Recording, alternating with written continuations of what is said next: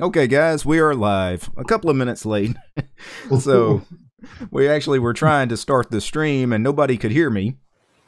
All the settings were correct. All the sound settings. I'm looking in OBS and the Zoom settings. Everything is set to the right mic, audio interface, just the way I want it. But you guys still couldn't hear me in Zoom. So the only thing I could think of was I had to quit Zoom and just log back in. So I just killed actually everything. I have a hotkey to kill my window manager here, and I just logged back out to light DM and logged back in, and everything worked. So sometimes reset helps. Yeah, but I changed no settings. But you know, just logging back in, joining Zoom again. Now everything is working. So it was probably some bug in the code that was in the RAM, and because you cleared it and reinstantiated it, it worked correctly. Yeah, everything looks like it. It's good to see your face, Big Pod. It's good to see who I'm arguing with. yeah, he didn't join us on camera last week. He was hiding. All right, guys. Yeah, so I was actually early today, and I had everything set up. I even did a test recording to check my sound level, which it worked out great. But there's something strange with Zoom today, so it still ended up making me late. So, you sound brilliant at the minute. So cool. All right. Yeah. Thank you. Yeah, so we had a bunch of people in the chat probably wondering what was going on, although most of these folks that I'm seeing in the chat have been here long enough. They usually know when I'm late, it's an issue. It's usually a audio issue, or I just distro hopped, and you know, we've had some of those too. So what has everybody been up to this fine Sunday? Can I just intercede? Your last video, Derek. Mm-hmm. Straight face. Yeah. Seriously, straight face. And when I actually saw the description, I went, "Giving up smoking? What? Yeah. What's all that about?" I thought. Well, I mentioned that those tips could work for, you know, quitting any habit, any bad habit. I mean, it was, you know. It was basically straight out of the psychology book. But yeah, most of it. Hang on, Big Bob. He actually said it took 3 takes to do a straight face. Yeah. Is that true? Yeah, because, you know, and especially when I'm throwing the images in there, you know, I'm seeing them too. And the Britney Spears one that I threw in there was just like, really? Am I about to do this? Honestly, it was absolutely brilliant. It was absolutely superb. And I actually did a thing of your... I'm not going to tell you who I think you look like. It's all of us bald-headed white guys look alike. No. Have you ever seen UFO? Have I seen a UFO? No. It was a BBC program in the 70s, and the lead star, I can't remember his name, was actually American. It was really strange. And your face, you actually really look like him. Only he had white hair because it was 70s and, you know, had to be cool and whatever. But anyway, there you go. Yeah, well, I felt compelled to make that particular video because I did one about a month or so ago, kind of trolling the Mac users. I did a Mac video. And people were like, "Hey, man, why are you picking on us? You didn't do one about Windows." So, okay, here's the one about Windows. Okay. Although the Windows one, I still threw that picture of Steve Jobs in there. To be fair, Mac users are more annoying. Yeah, I agree. Definitely. Yeah, but I don't typically hang out where Mac users hang out, so I don't go to Starbucks that often. You know, they typically congregate at coffee shops and, well, and of course universities. I'm not in schools. Universities. You can find them there in droves. Yeah, I sometimes go to not a Starbucks, but it's a bistro near one of the universities here. Mhm. It like something like 50, 60, 70% of the people there all using Macs. Oh yeah, if it's a coffee house of any kind, yeah, it's going to be full of Mac users. That's And part of the yeah. it's probably because it's high priced. And I've never understood that. I have never taken my laptop to a coffee shop. Why are you bringing what are you doing at the coffee shop on your laptop? Drink a cup of coffee, eat some pie or whatever. I do take my laptop to the bistro type bar where I go after school if I have to wait for a transport, because I have to wait for like hour or two. I like to work on it. That's actually what mostly what those people do. They work on their laptops. I did something worse. I took my laptop to a Mac shop Yeah. with Linux on it, Yeah. and asked them to tell me that this was 2 years ago, so 2000 and it was late 2015. So I'm from Northern Ireland, so in the center of Belfast there is this huge Mac shop, and everyone goes in and goes, oh, these brilliant, fabulous. So I took in my really fast computer at the time and said, I want to buy a Mac, but if it's faster than this, then that's great. And I was kicked out of the shop. I was kicked out of the shop. Actually, I was escorted out of the shop because I was putting people off buying.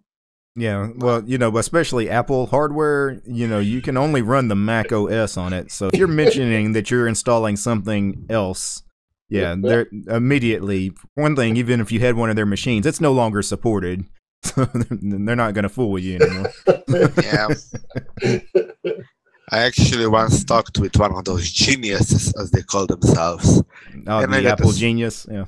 And I got to say, they are really geniuses. They don't, honestly, Big Pop, they don't exist. they really don't exist. That's the best name ever, though. The Apple geniuses. And thanks for the super chat, Mr. GFY. Thank you, buddy. Yeah, start the train. Choo choo.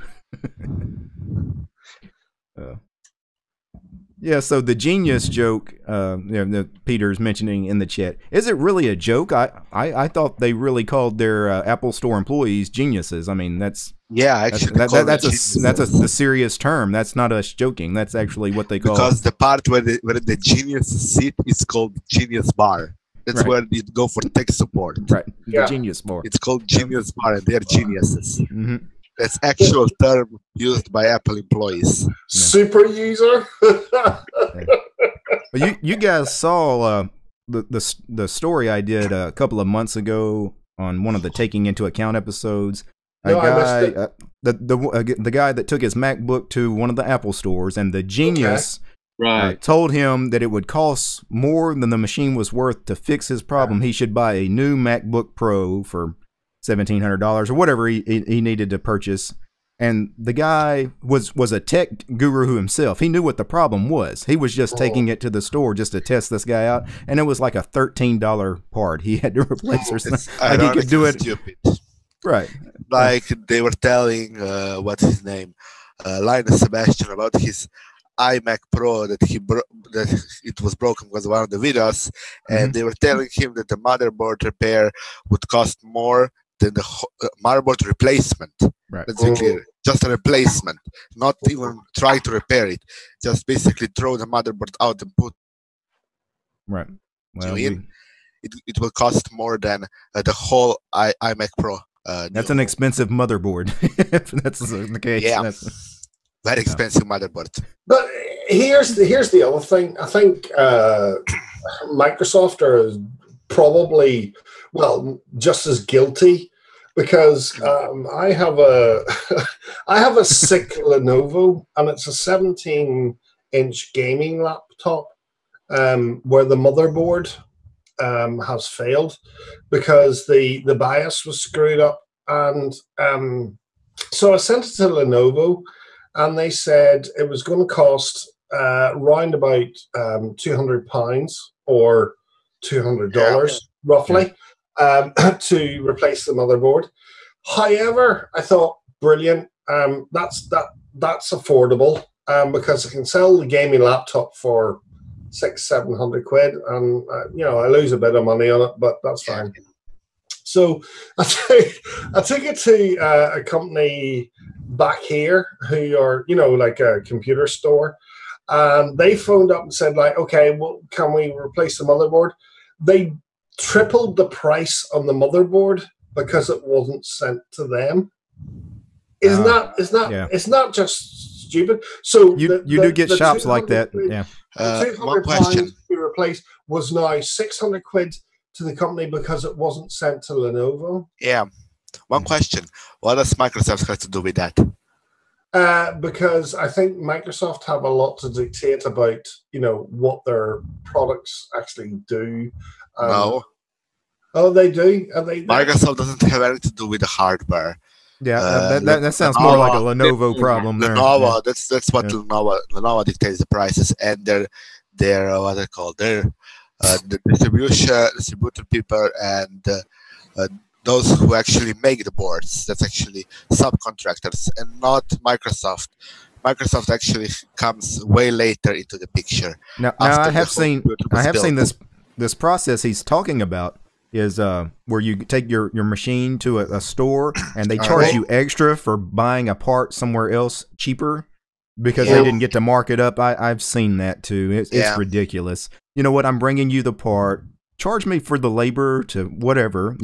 I'll gladly pay you labor to install this motherboard, but why are you charging me extra because I didn't buy the part from you? If you sold the part at a reasonable price, I'd buy it from you. But it's like people, some of these, especially like local shops, they think the internet doesn't exist. Well, I'm sorry. Amazon is out there and it's got you beat. So, I guess I should support local shops though, but none of them. I want to ask you a question, and it's only because I have a System 76.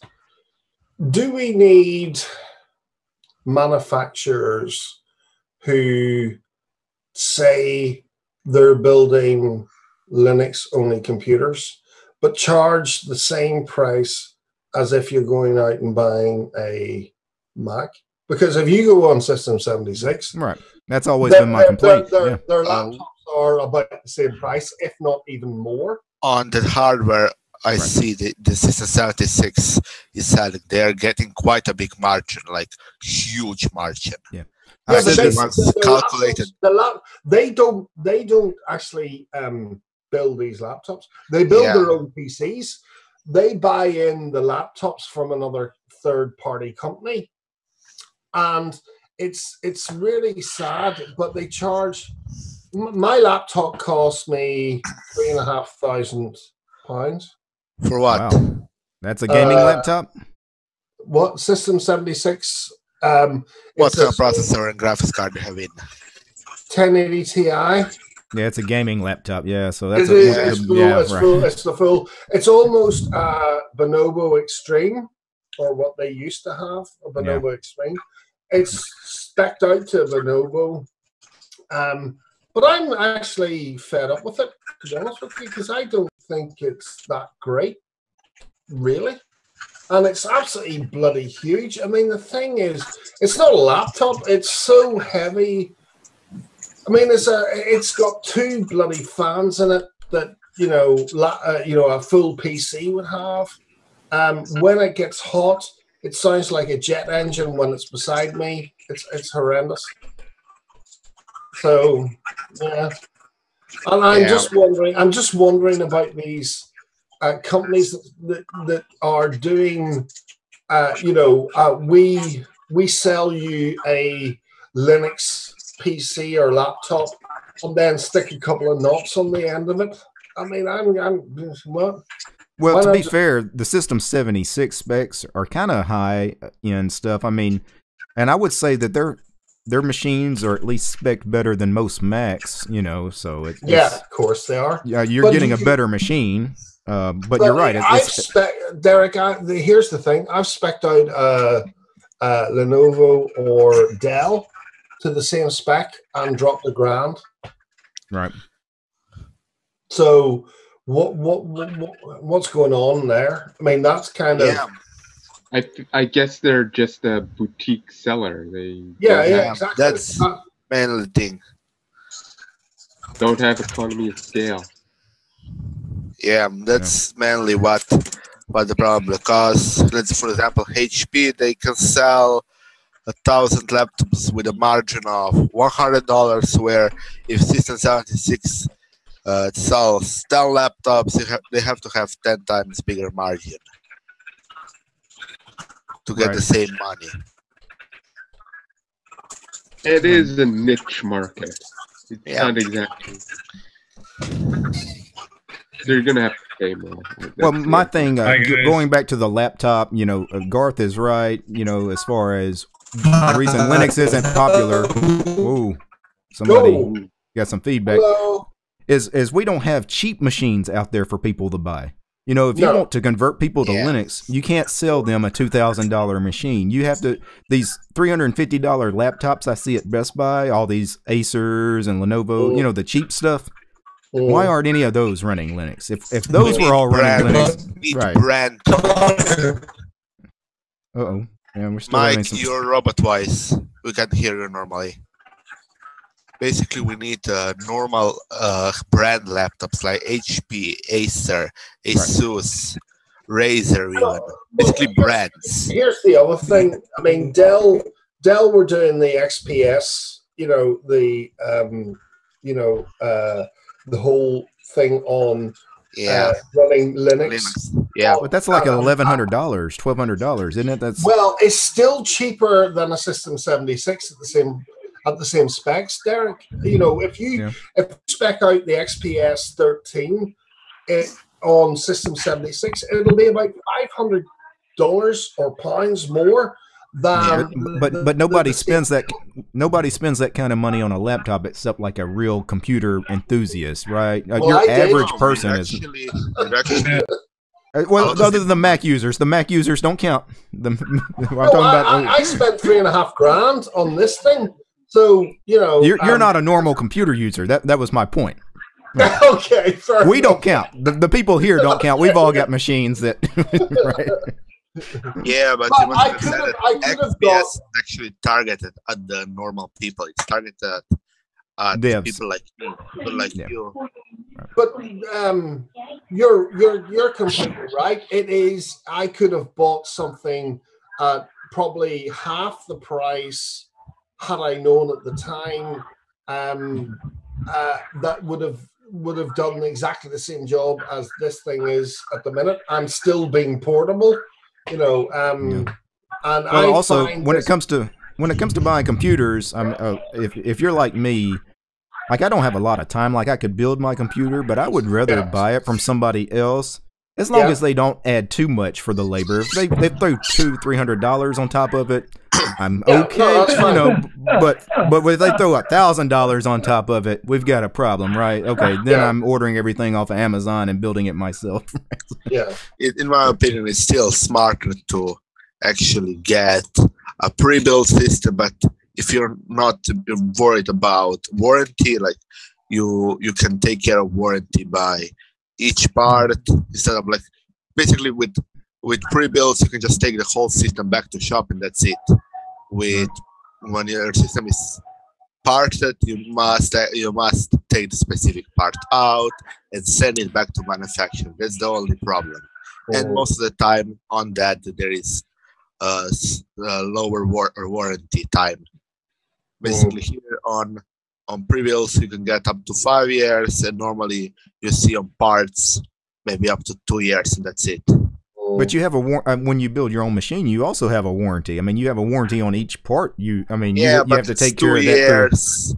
And you have to like each part take out and send it while you can just take the whole machine to the Right. shop and let them take I care. agree. Yeah, I agree. It's easier to do it through the manufacturer, but it's not like if you build your machine, you're completely screwed if something breaks. If the motherboard breaks on you and it's under warranty, you can take that sucker out and ship it back. So Yeah, but it takes like all the papers you need to keep it straight. If you have it through a store like pre-built, you sometimes don't even need to keep papers. Oh. yeah, And also the other thing is the warranty, time of warranty, because on parts you normally see like year or two warranty. On pre-builts which you buy in like in store, you can get up to 5 years or even more warranty. right. Yeah, I've thought about ordering something from System 76 just to check out some of their machines because I've never. Yeah, but the way Garth talks about it, well, I wasn't going to order a $3,500 laptop, so I wasn't going to do that. But I thought about one of their cheaper laptops. The laptops, they have one that looks like it's a really slim design. The lemur? You're probably talking about the lemur. That's the one. Yeah, it looks real thin. It's not. It's probably like not. It's not Mac thin, but it's it's a pretty thin design. Actually, no, it is Mac thin. It is really thin. The new lemur. The picture looks great. Yeah, I'm going to pull it up here if I can. And it's a full aluminium body. And the only thing, unlike actually, Mac, it's not the lemur. The lemur may be one of their desktop models. Was it the Gazelle?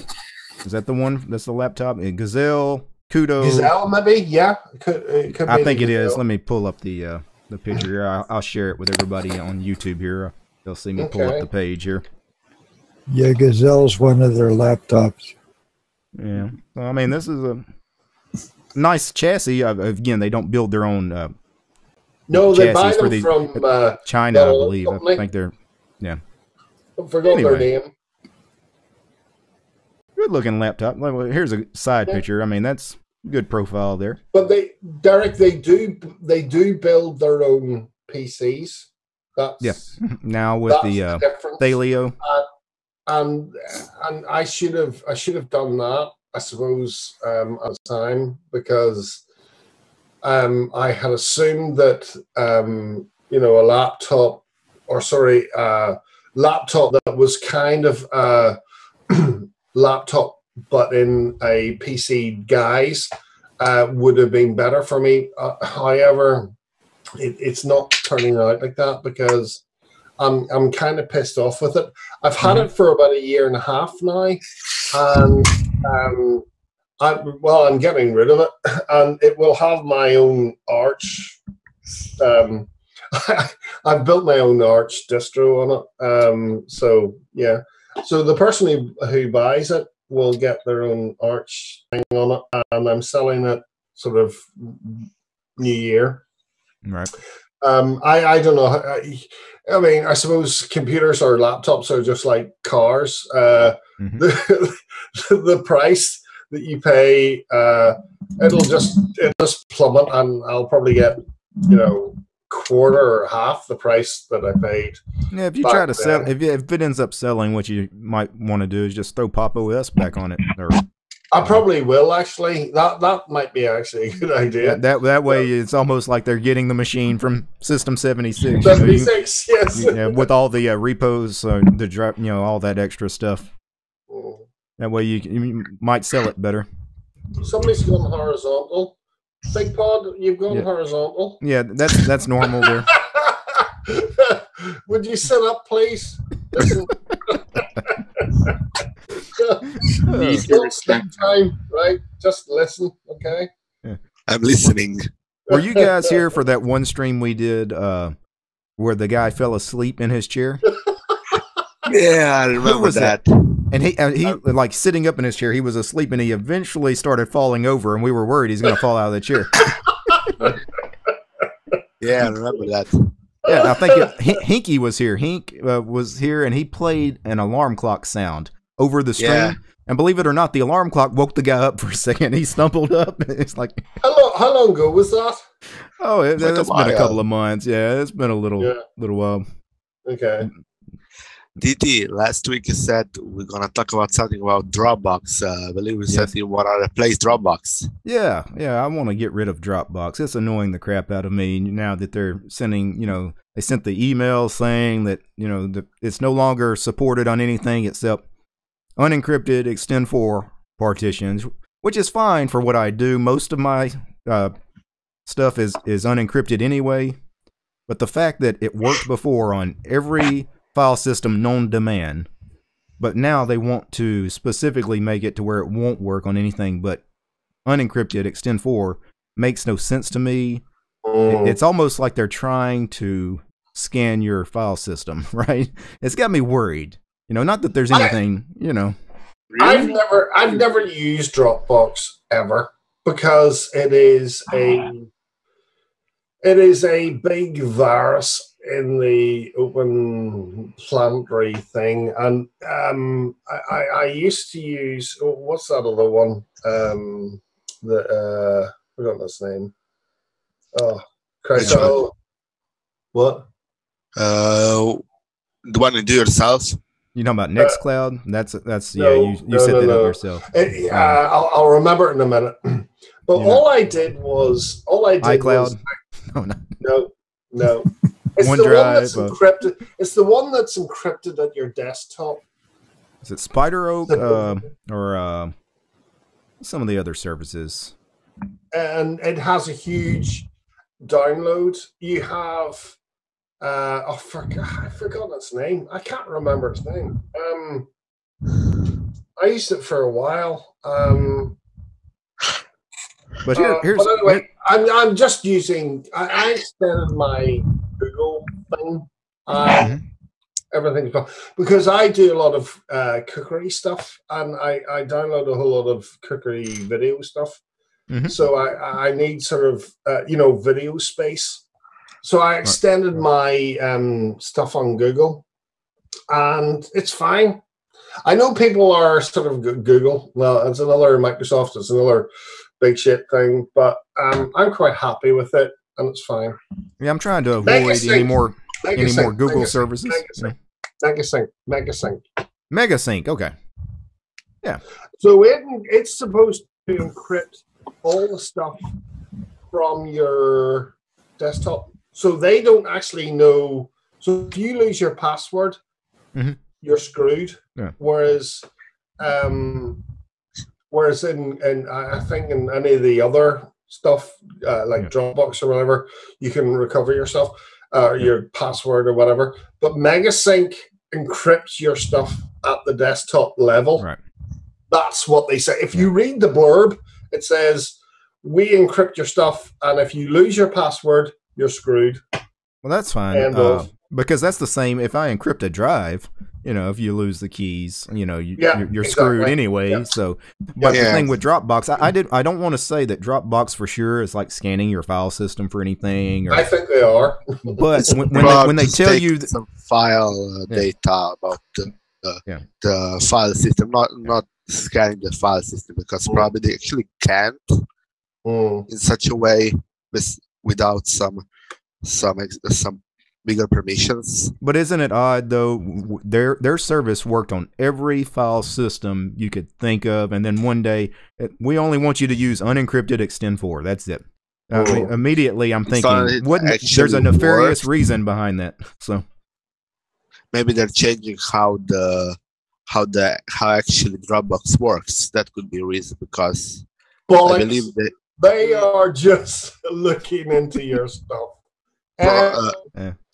I'm not gonna say they're looking stuff, because there are multiple reasons why you would change how you take a look at files, and additionally, every file system is built differently, so maybe they can't actually use every file system. What? Yeah, but No.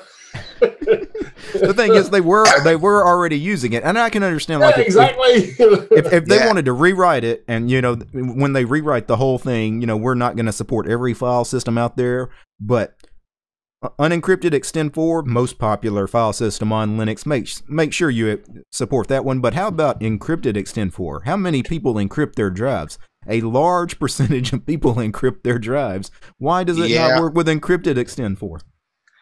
I don't know. Maybe there's some file system could be a bit different. It's not actually since it's encrypted doesn't mean it's actually completely the same as unencrypted. And there are a few distros out there that ship with a file system other than extend4 by default. There are still distros that use XFS and ButterFS. Right? Yeah, I think they're screwed. What's that? Derek, that Gentoo one, you know, the one after pudding. Oh, Sabian. It uses ButterFS. Doesn't SUSE? I mean, there are quite a few that actually don't use ext4. Right. I think OpenSUSE also doesn't use. Sorry? It uses ButterFS, isn't that right? Yeah, ButterFS. Yep. Yeah. Which has a better structure, only it has problems because actually if you look at what do you call I'm having problems with words tonight. Well, there are actually a few other systems that actually use ButterFS, and I've tried using ButterFS. I've used it on Arch. I've used it on Gentoo, and I don't get along with it. I prefer ext4. Yeah, me too. I don't like. I don't play with it because the people that are smarter on these things than me, especially like people that play with servers all the time, they'll tell you don't put a data drive on ButterFS. Extend4 is much more stable. That's kind of it is. That's why distros ship with it by default. That's why Debian and Ubuntu and all those distros use Extend4. Is because ButterFS is not really ready for prime time just yet. People have lost data using ButterFS. So, but that's the whole point about ButterFS. It's the whole file structure was actually designed not to lose data. I mean, that was the snapshotting feature of it's actually really good. Yes, but snapshots. And the trouble is that when I remember on Arch using ButterFS and took a snapshot of my whole system, and it didn't bloody work when I actually needed it to. It just went, and that was it. But then I really don't know how to use it because I'm so used to ext4. So possibly. I'm not a person who understands that kind of thing. But anyway, just quickly, I use either CFS, hold up, before and TFS. You use CFS? Hey guys, in the chat, ZFS, I've got a question here. Somebody is asking, is the stream happening or not? I am live on YouTube. We are live. We are. I've got a green in OBS, and I see the live preview in YouTube. Live. Yep.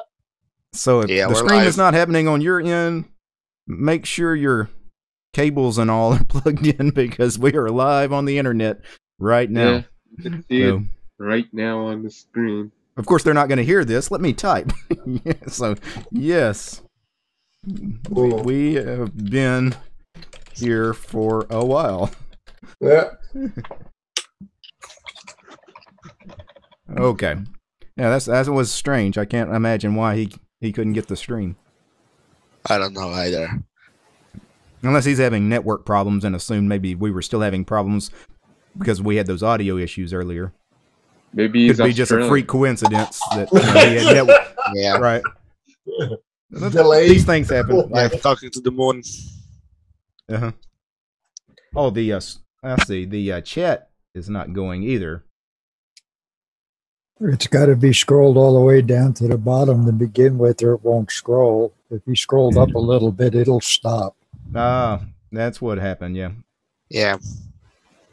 I'm glad somebody finally told me what causes that. I've also noticed that if I play in OBS in any way, like if I start playing with adjusting the title or the scenes in any way, it'll also cause the chat to pause on Then I'll have to reload it.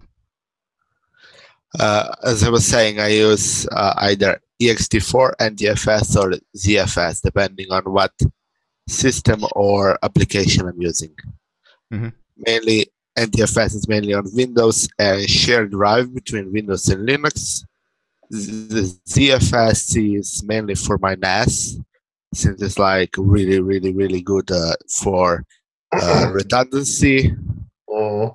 ext4 is mainly on Linux. But ext4 holds more data than NTFS. No, it doesn't. Does? You talking about the yes, size of the drives that it supports? Is that what we're going with? Yeah, because it has a ext4 actually holds. If you want something to, hold a whole pile of crap or stuff, use the ext4. Period. It's brilliant. It's absolutely brilliant. It's probably one of the best file systems ever. One question. Yeah. How big drive can be on ext4? Oh, it's huge. I can't even remember. It's loads and loads. I'm not sure on that either. Let me tell you exactly. I know it's a bigger drive than I've ever had. It's a much bigger drive than NTFS. Let's see. Yeah, it's much bigger. The same volume size. They have No, maximum. No. You're ignorant. Wait, let me see. Volume size of ext4 is 1 exabyte of data. NTFS as of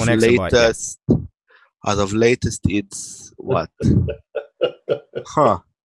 Depending on what version. So I'm right. What version you're using? It's from 16 exabytes to 8 petabytes. What NTFS? The trouble about NTFS, I don't think, is as stable as ext4, especially holding large amounts of data. So if you have huge amounts of data, ext4 is actually really, stable doing that. NTFS is stable as I won't say the word. It's really stable. Actually, yeah, I know it's stable, but it's not as stable as ext4 holding. It's more of an industry standard than ext4. You must know that because yes, NTFS, I'm still wondering about that. No, I've tested them both. I've tested them both with 100 gigabytes of data. Okay, just quickly, Extend4. I pulled up Wikipedia because depending on how you ask this question, you get different answers. For Extend4 in Wikipedia, the max volume size is 1 exabyte. The max file name length, 255 bytes. We know that in Linux. Max file size is 16 terabytes is the max file size. Wow, that's a big file. 16 terabyte file. Terabytes. Yeah. So I didn't look up NTFS, but that's plenty big for what you need. I mean, who needs more than 16 exabytes? On NTFS, you get it's conflicting information, but as far as I'm aware, it's no. Because here I'm getting the data in clusters, so that's a bit different.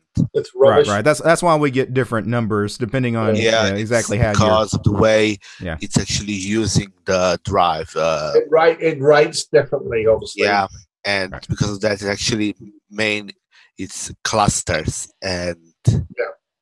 But anyway, we got off the actual topic that we originally started with 15 minutes ago, which was, okay, because of Dropbox, I need a cloud syncing service that has a good mobile app that I can use on my Android phone, especially for playing music. Megasync.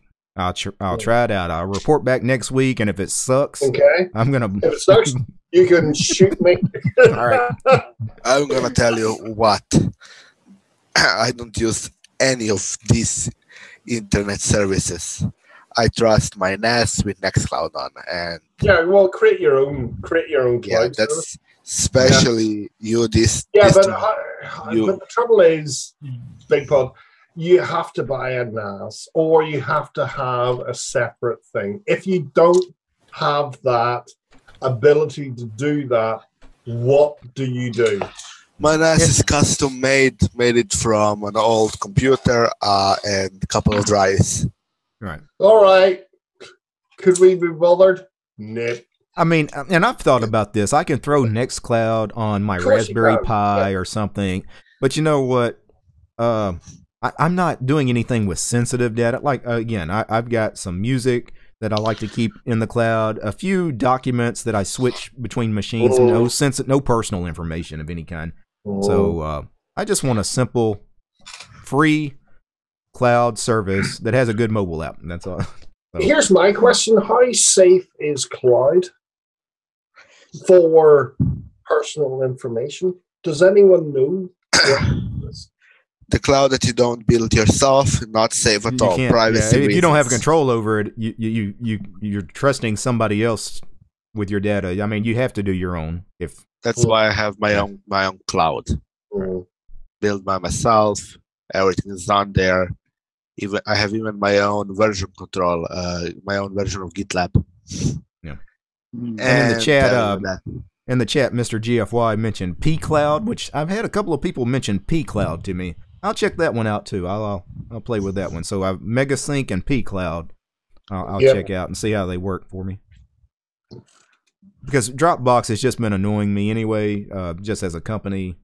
I'd just rather move on to something else. The only reason why I mentioned MegaSync again is because I downloaded the Antec Design Arch version of Deepin, and I put it on a separate drive. He uses MegaSync to download that from, and I haven't been on MegaSync for quite a while.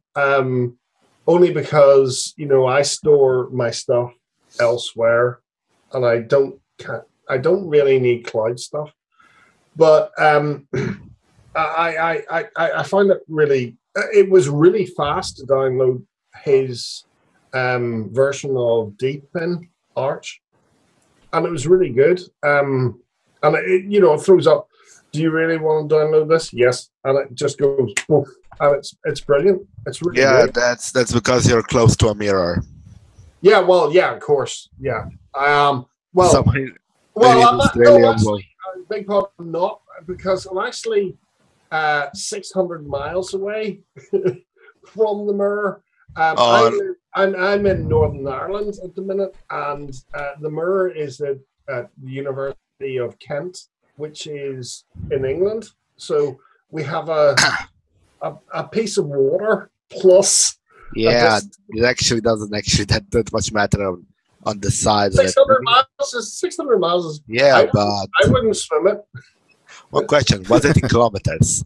I don't understand miles. It's probably like 900 kilometers. Okay, that's quite a distance. Yeah, exactly. I normally go for from Slovenia. I normally go for Germany mirrors. That's summer, maybe. Yeah, well, because I live in the UK, United Kingdom, which is all going to be screwed up very soon. I'm not even going to talk. Good luck. Yeah. Don't get me on that one. But basically, we are.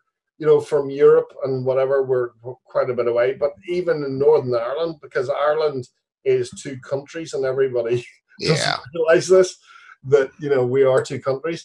But our nearest neighbor is, for my server, is the University of Kent, and that's where I download all my art stuff from. It's pretty fast. I mean, it really is fast. Yeah, depending on what kind of broadband, broadband cable, it's fast. Now, what kind of output they have? What kind of? Yeah. I don't remember the word right now. What kind of speeds they have? Yeah, no. The University of Kent are really, really fast. They are actually. I personally have a fiber. So do I. So that's like fiber to the house. That's the best thing ever. Yeah, I have fiber as well to the house, which is brilliant. One question, just like that. Did maybe Manjaro update their site because I can't find their new their architect installer? Oh, what? What did you say?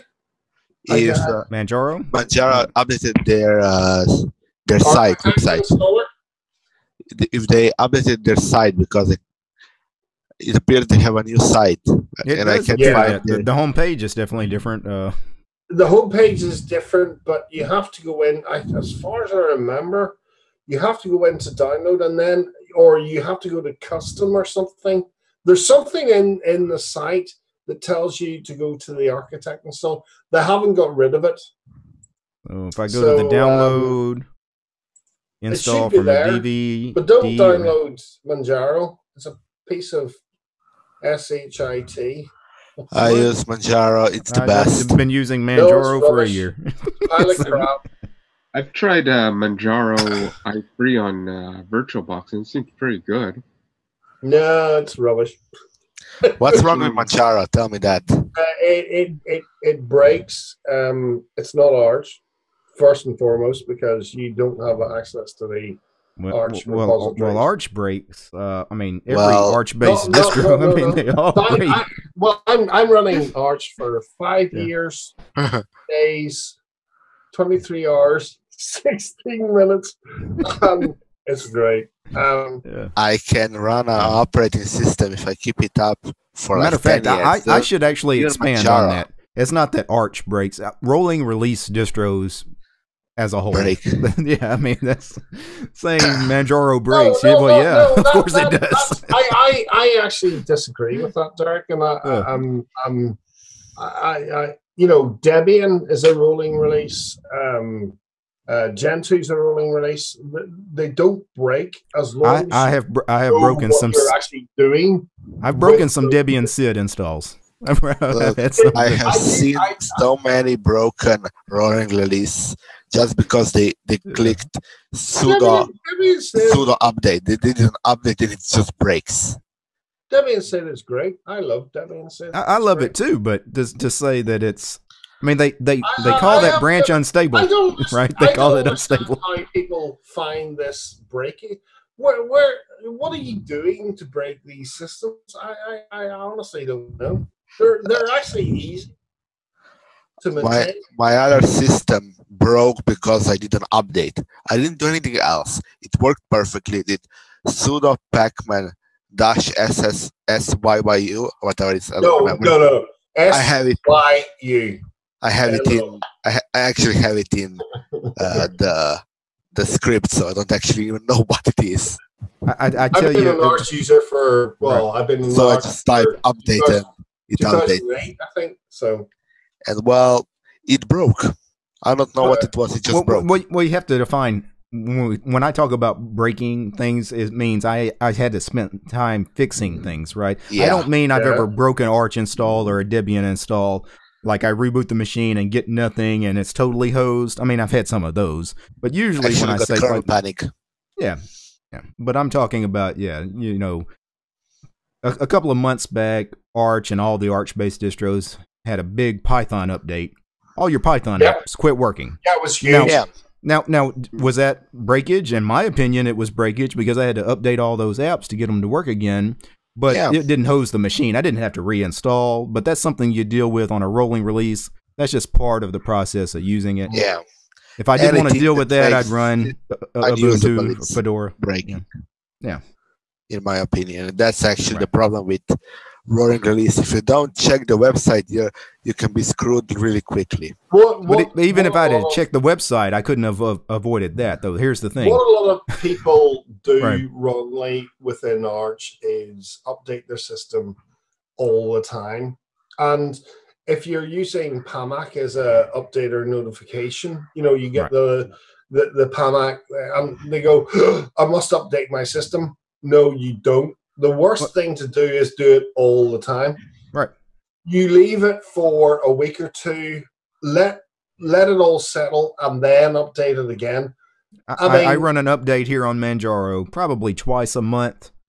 You know, every 2, maybe 3 weeks I go. Now, don't go 2 months without an update.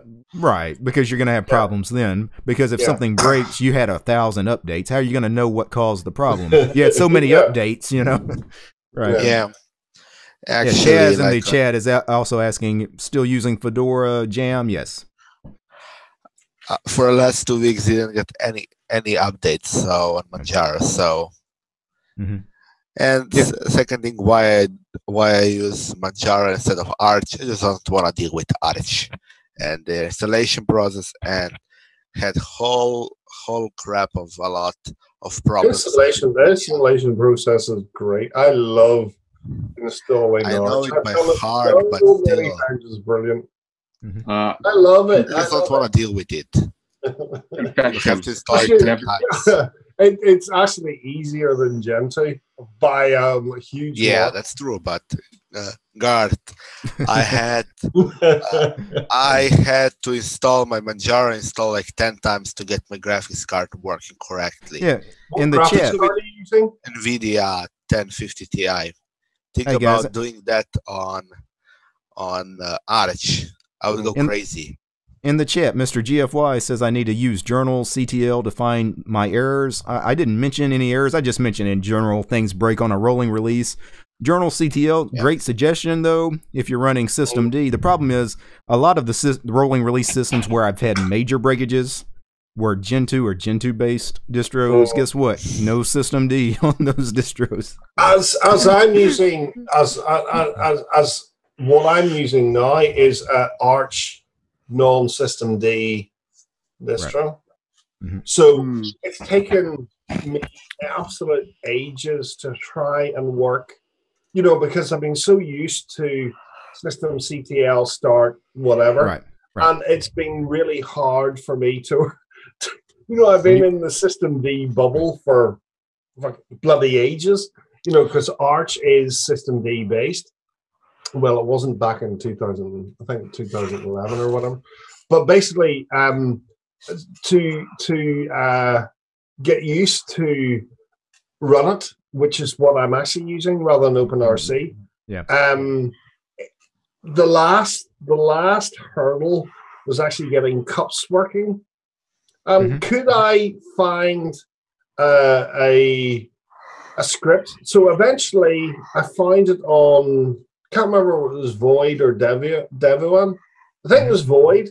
So I find this answer because the distro that I'm actually using is an Arch distro, funny enough, which is Artix. You probably heard of it. And their wiki is rubbish. It's absolutely rubbish. Yeah.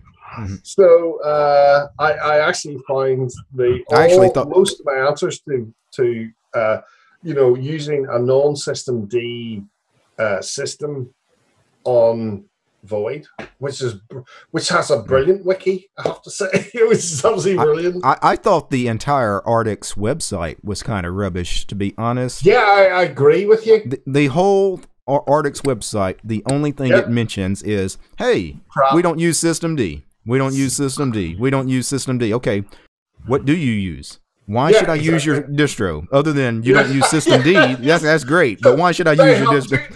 They have 2 versions of Arch. They have OpenRC and Run It. That's it. Right. And when you go on the wiki and try to find answers to the questions, because you may have I'm an Arch user. I know this shit most of the time, but only within the systemd environment. How the hell did I find answers to what I need to know? So ended up having to go to Void and Devuan to find how to use what? A Run It. Yeah, if you just wanted to, unless you really wanted to learn Run It, you probably should have just installed the OpenRC edition, because then you've got all the Gentoo documentation, which is fantastic. It's the best wiki out there. So So I'm on Run It.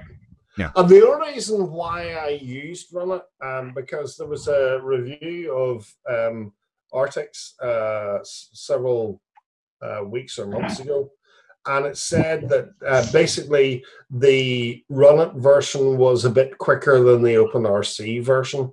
Mm-hmm. To be honest with you, it's you wouldn't notice it. No. But I'm glad I've gone through this process, and Arch run it on my system. I've got everything working now. I've climbed everything. I've got it working, and it's brilliant. And I am not going to let it go. It's brilliant now. Wait till it breaks. I'm just throwing it out there. I probably won't be switching from System D for. If it breaks, I'll know how to fix it. But tell me something. When you guys, if you're running a rolling release and you do a upgrade at the terminal, and you see that package list, and you see things like the kernel and Xorg, doesn't it make you a little queasy? Like you're about to hit enter, and you're like, "Man, should I do this?" No, you never get nerves, that. Nerves of steel. I have backups. If I need to, now I know how to install Manjaro really quickly. I just because there have been some updates where I've taken that update and I've been like, man, everything is just perfect. I haven't had a problem on my machine in weeks, and I see the update. Man, there's a kernel update. I don't need that kernel update. And then you're thinking, maybe I should just hold some packages back. But if you start going down that road, then you could really have some problems down the road. So. What pulled me into this is that basically, as I mentioned the last time, Derek, that there has been an awful lot of people on YouTube mentioning distros that are not based on System D. And, people are getting fed up with, certainly me, stop job, it's 1 minute 31 seconds, or it's 1 minute 29, because System D can't close an application. You've got to sit and wait. Secure. And sometimes it doesn't know whether it's going to actually close or not. Sometimes there's a start job, and it doesn't even know what the hell it's doing. I'm glad you mentioned this, Garth. When we talked about that stop job problem, I've seen that plenty of times. I actually saw a start job problem this week. I was going to take a look at a custom distro some guy mentioned to me. I didn't end up making the video because I couldn't even get the thing to work properly. I boot into it. I get a start job running, with System D, and it has the probably graphics card related, I bet. It is because it would never get to the login manager. I'm assuming that's what it was trying to do, is load the graphical server. And it has a timer, right? But the timer went forever. I could have waited 3 minutes, 5 minutes, 10 minutes. That sucker was never loading. And I'm like, there's no reason for me to go any further with this. So, and that's actually, even if you would have anything else, if it is graphics related and it's not loading, it will try to load in infinite or just crash. Yeah. It was probably because it was somebody's custom distro, his own thing. I bet it was expecting something to be installed on the system that wasn't. So it was probably looking for something that just wasn't there, which made it just hang forever. So are we saying that System D has a real problem? No. Well, I can't put that particular thing on System D, but no, that is a System D. That is a system. But the stop jobs I can. The stop jobs, I mean, there's no reason why a stop job just doesn't quit. Actually starts and stops all of the programs that really need to start up in the first process, and then stop them in the background as well. Yeah. This is the problem with System D. It's become too convoluted. It's like spaghetti junction. It's like, this high pile of stuff, and it doesn't know where it's at. Most of the time it stops and you won't have this problem, but when it does, you go, oh hell, I'm just going to do a hard. I'm going to say it again. It's actually not the system that's preventing the stop. It's actually the application preventing the stop. Saying the system did it. Well, then, okay. Well, why on run it does it not happen? Because run it kills the application directly without secure stopping, which is bad for any secure. No, it's not. It's not bad. Yes, it is. No, it's not. The whole reason that System D has stop jobs is so it allows whatever application did not shut down, allows it to write to disk. It gives it time to write to disk. Yeah. The regular init system would just kill it, and if the data wasn't written to disk, you have either a corrupted disk or corrupted data.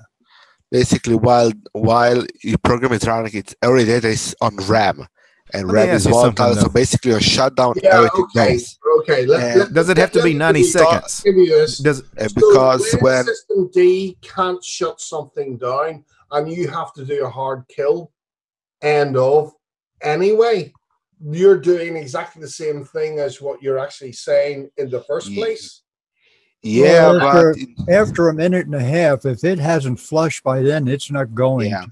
yeah, But can you adjust that time? Does it have to be 90 seconds? No, it has to probably be some 90 config. seconds. And this Yeah. was written, Derek, back in the past when applications, it was always 1 minute, 30 seconds. We talked about it in a previous post, and Zebedee mentioned this. It was written, quite a few years ago when applications in the past couldn't shut down really quickly. As far as I remember, that was that's what he said.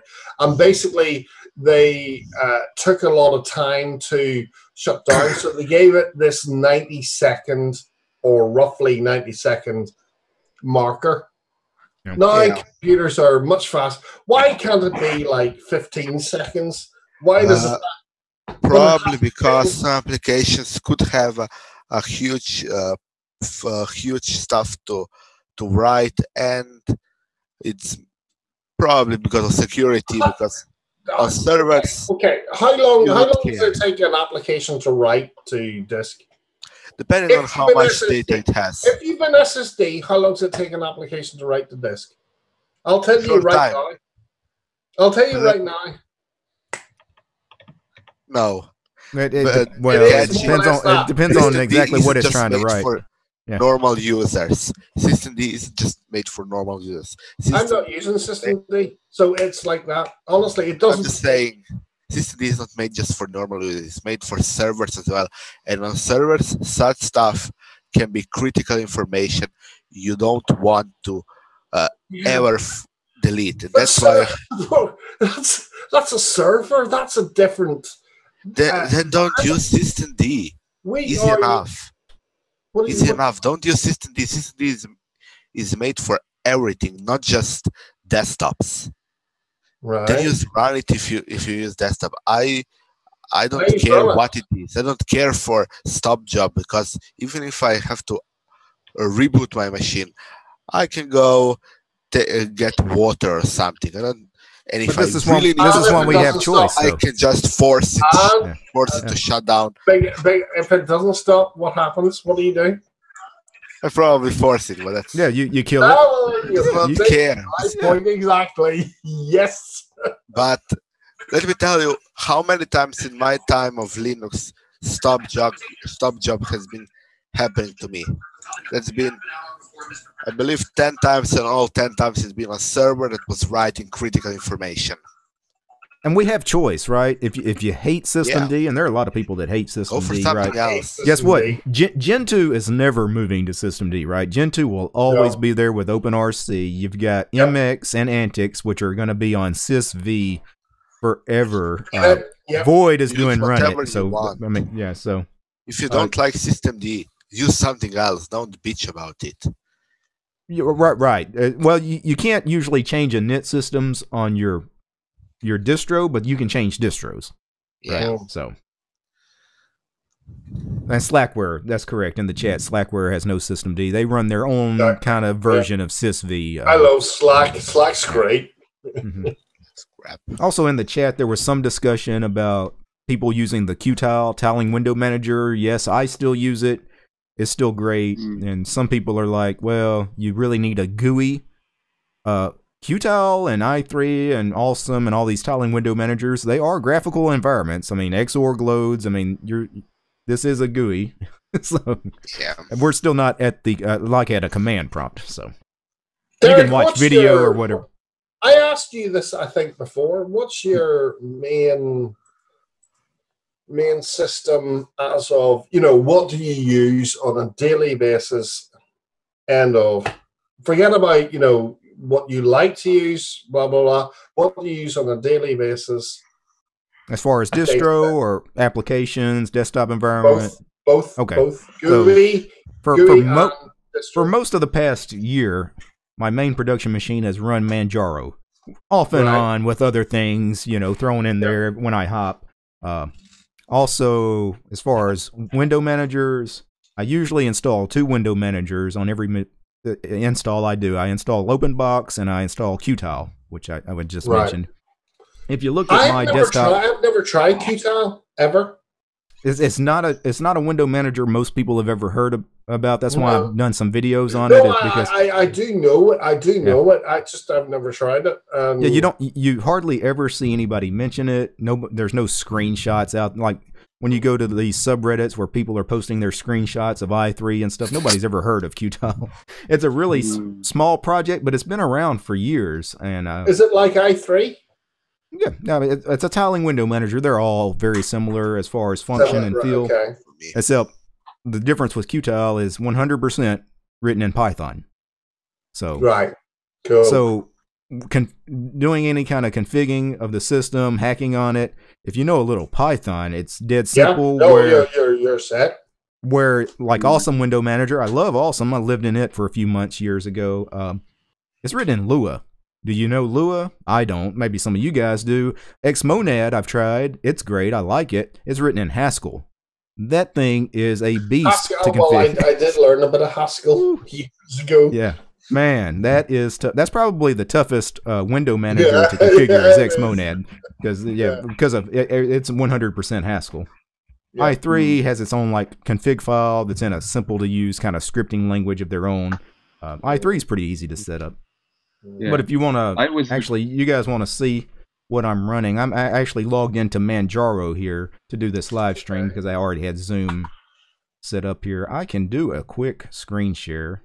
Oh, that'd be good. I think if I for everybody's information, I was the guy who was asking about Qtile because right now I'm using i3 and it's pretty okay, but I want to do more advanced stuff and that requires more scripting, and I'm wondering maybe I should just go to something that uses scripting right there. So this is Qtile. You guys can't see the top panel, but I could open up anything I want here, close anything I want. If I want to open up multiple windows and change the layout, and adjust the size, move windows around. I wanted to open up Vim. Why did you come away from the standard GUI interface and go with the tiling window manager? If you don't mind me asking. Yeah. Well, just to try things. Initially, I didn't like GNOME 2 when I first moved to Linux. Okay.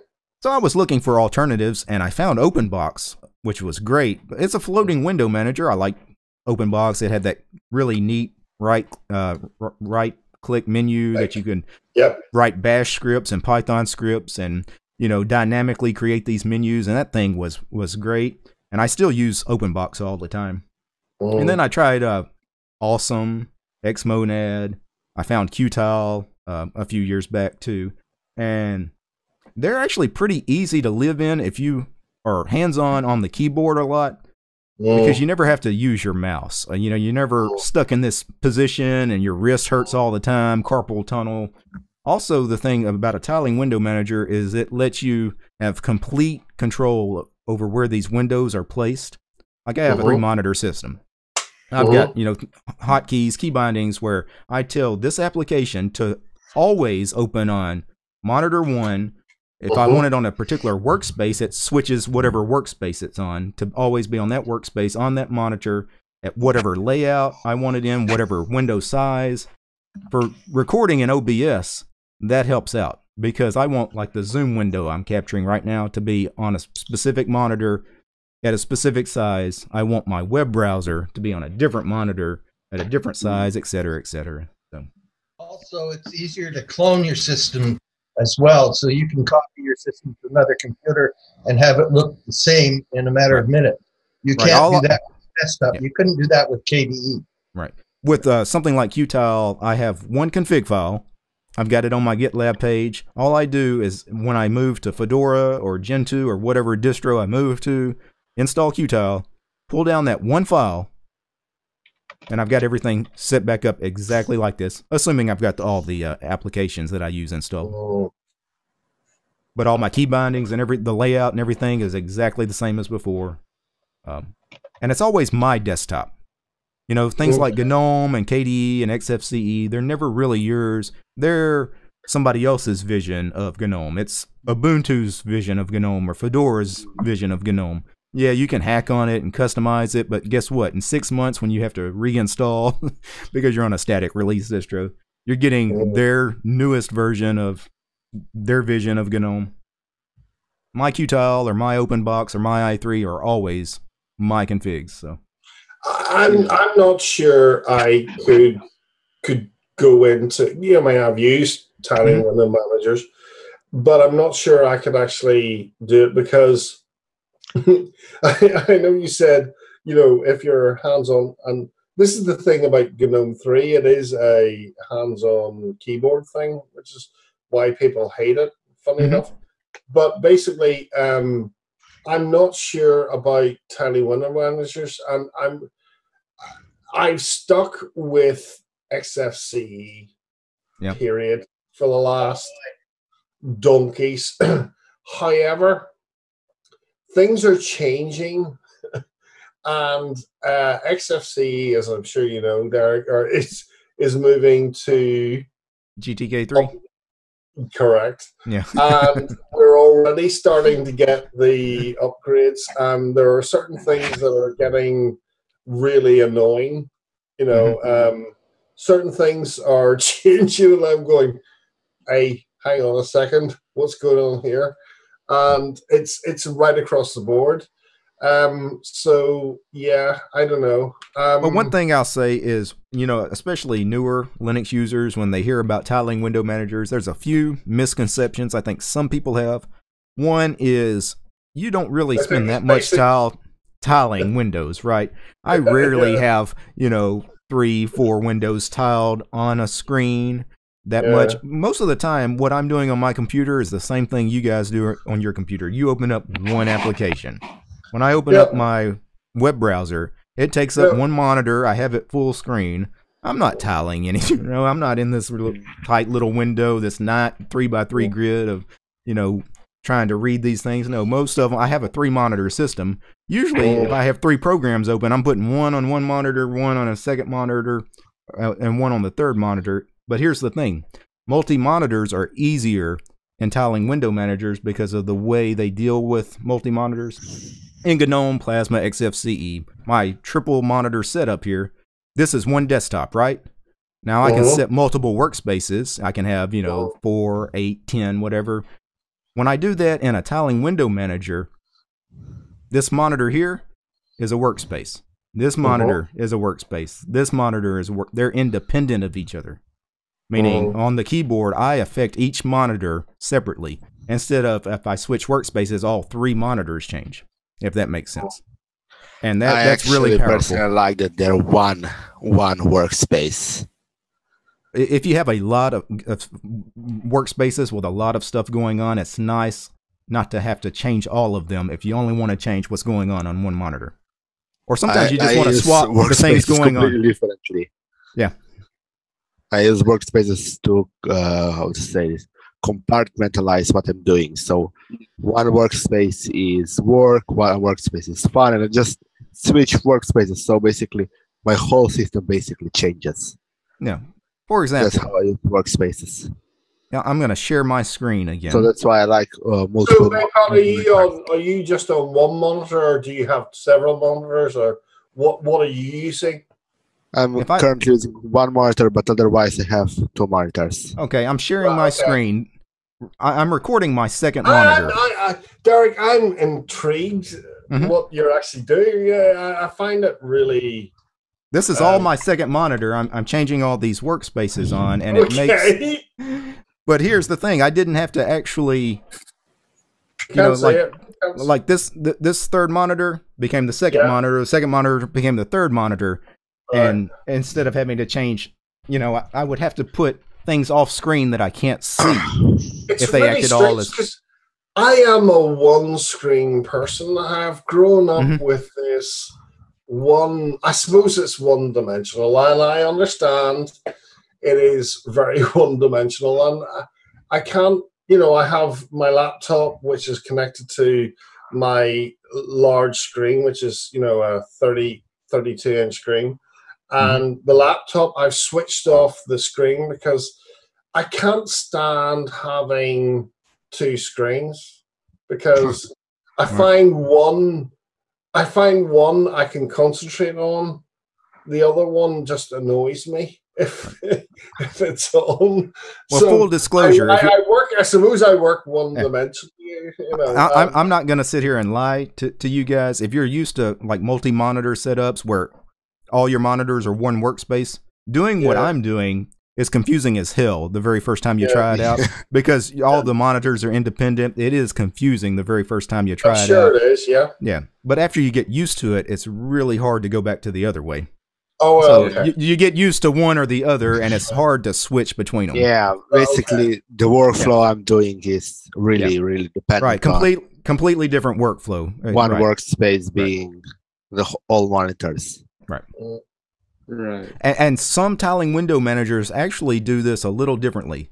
Now, things like Xmonad and Qtile, I have 8 workspaces set up with 3 monitors. But I have exactly 8 workspaces. I'll never have more.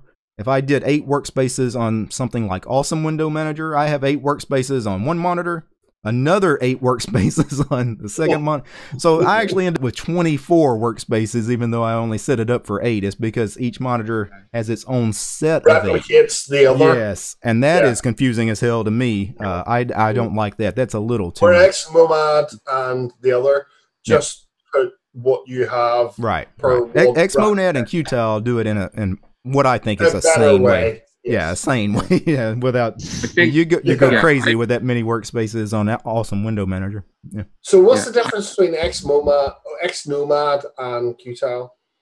Well, they're both yeah, go ahead, Christopher. you use Xmonad. Python.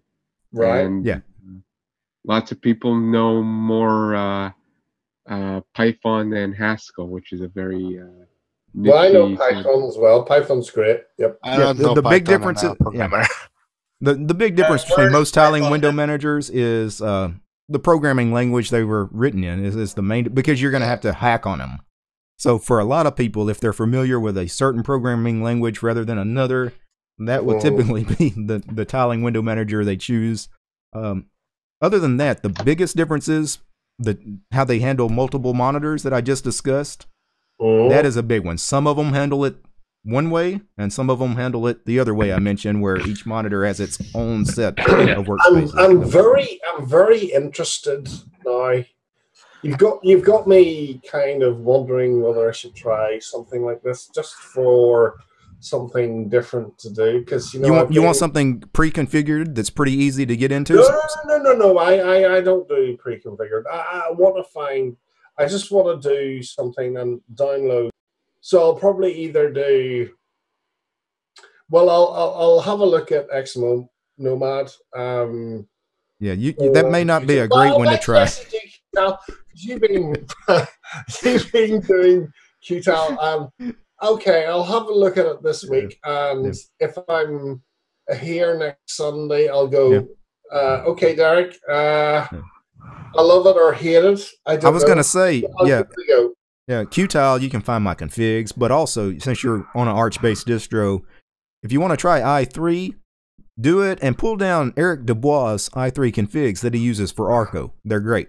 Right, okay. Yeah. So then you'll find he's got a really nice i3 configuration. Well, okay. i3 like Qtile or... Yeah, as far as how it handles multi-monitors, it's very similar. Same? Yeah. Okay. Yeah. You basically assign workspaces to monitors. I am totally a novice, for these desktop environments, because, at the end of the day, we're running huge hardware. that doesn't really. I mean, somebody actually turned around and said, "Do we need these kind of interfaces when they're very light?" But obviously, people love them and they're great. So yeah, I really for somebody like me, it would be hard to. It wouldn't be impossible for me to do what I do with it. But so the placement of the windows is important for me with various scenes in OBS. When I open programs, I want them exactly the same size, always on a certain monitor. So you can't do that in a GUI. It's hard to do that on most floating window managers.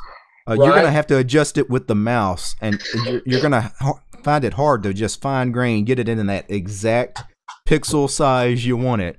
Where in a tiling window manager, you just hit a button and it's there. If that Derek, makes sense. do a video on tiling window managers, please. Or have you I one? did a series on them. He's got a whole series. Yeah, I've done a few. Oh, right, okay, I'm gonna watch them. I'm gonna go back and watch them now. But I have thought about doing a more all-encompassing video as far as here's your common tiling window managers most people know about. What's the difference? Because I do think some people want to know the difference between each of them. And to be honest, they're not that different. The main differences are how they handle multi-monitors and how they handle the layouts. Yeah. Mm. Yeah. So on the tiling window managers, you don't have to, download any extra software to handle the multi monitors, or do you? No, it's all built in. All right. Okay. Yeah. And these things are small. Well, Xmonad is not small, but I don't suggest you start with that because you have to download the entire Haskell libraries, and the Haskell compiler and all, which is huge. Python's already on your system, so Qtile's good. i3 is a very, very small, quick install. Awesome is pretty quick to install too. There's probably already some Lua on your system. This is my task for next week. Yeah. So they install very quickly, seconds. You just log out, log back in, and hopefully you have a web page up somewhere where you can find the default key bindings. Because if you don't know the default key bindings, it's hard to get started. No, I'll figure it out. Don't worry. Yeah. DT, I have quite big news. I've been trying even more to switch to Linux than I have been up till now. No, you're going to make it there eventually. I'm like probably 75% Linux now.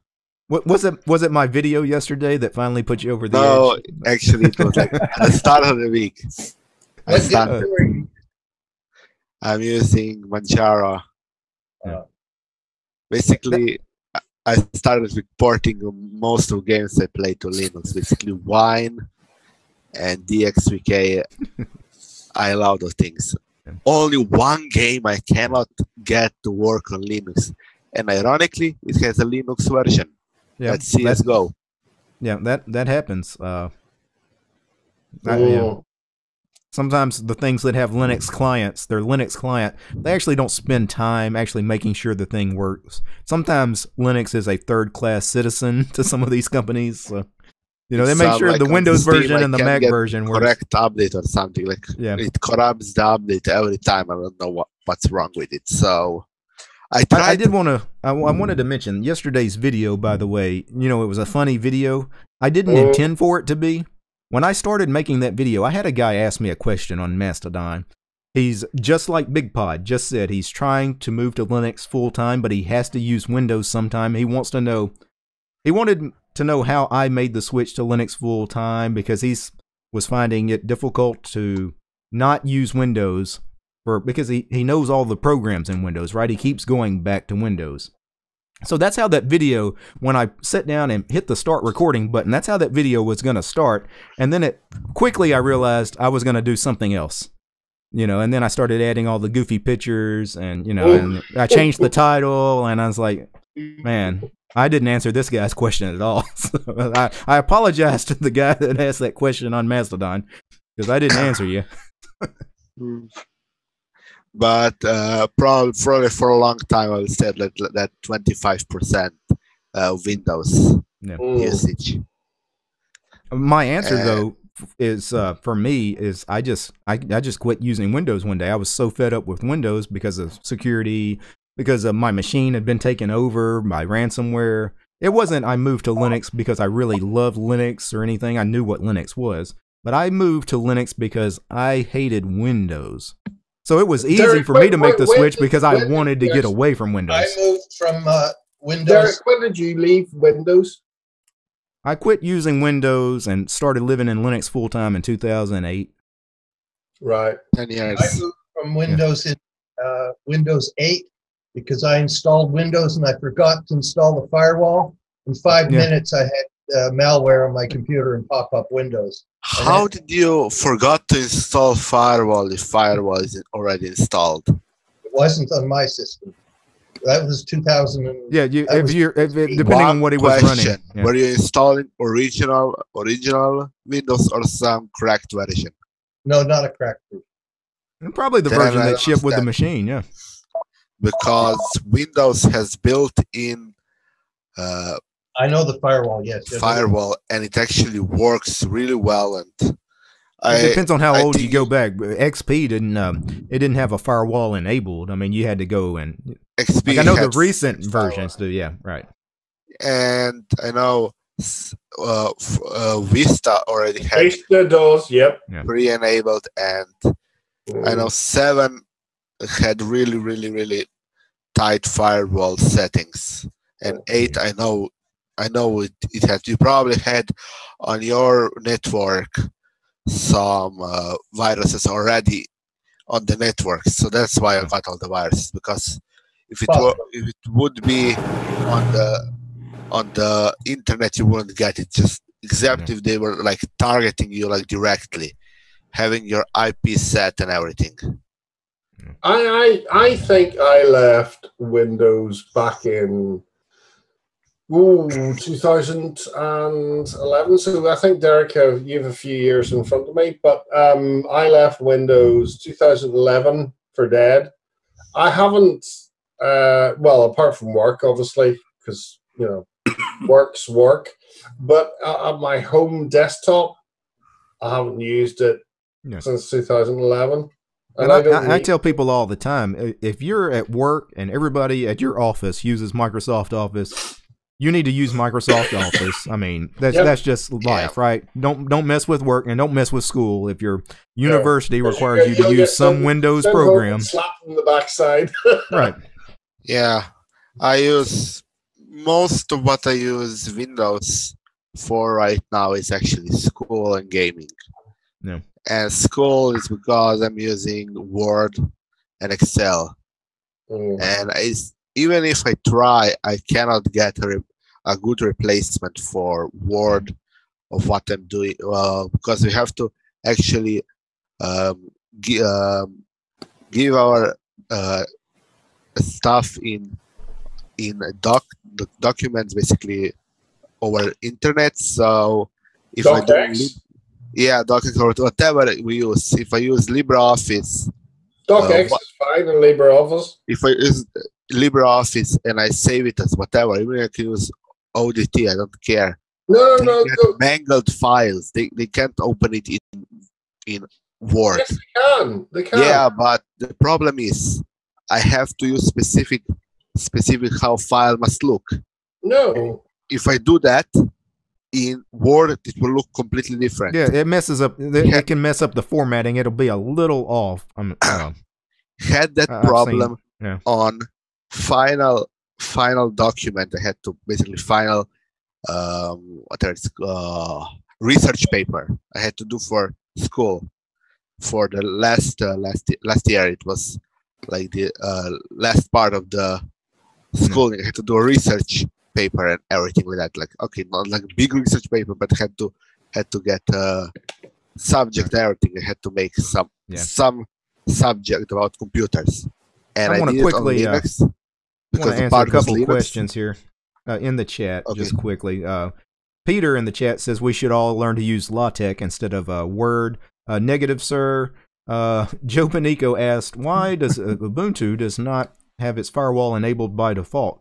Good question. Why? They use what, the uncomplicated firewall, UFW? Yeah, they in use Ubuntu? UFW, but And it's yeah, very I suppose, easy to that's a choice because firewalls, I suppose, have.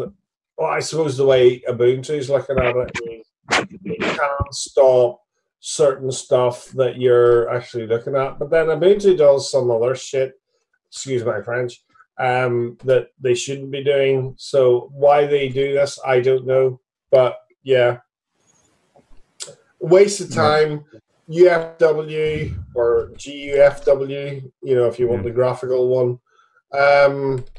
Yeah, I suppose they should. I suppose they should have it because it is for Ubuntu is sort of the go-to newbie distro. and it's so easy to turn the firewall on. You would think, like in the Ubiquity installer, they could just ask a simple question: "You want firewall or not?" Yeah, I agree. Yes. Derek. Yeah. Yeah. Fedora, does Fedora enable their firewall by default? I don't think they do. They Nope. use No, FireGel, don't they? Yeah. Fedora, like Arch, don't do anything. Well, Arch doesn't do anything by default. You have No, to no, configure Arch everything. doesn't do anything. DT, on the first question you read about latex. Yeah. I just don't want to care about scripting a document. I don't want to do markup language in a text document. Yeah. I'm sure it's wonderful. I've seen videos on it, and it looks fantastic. My professor every time LaTeX is really good, actually. Yeah, it's brilliant. And in fact, Quids, Quids, his missus did a whole series on it, which is kind of funny. He uses LaTeX. Oh. So, wow. So Mrs. LaTeX. Quid uses it for for like scientific writing, or what is she doing? No. She an engineer or something? That's crazy. No, she uses the language. Yeah. Wow. Yeah.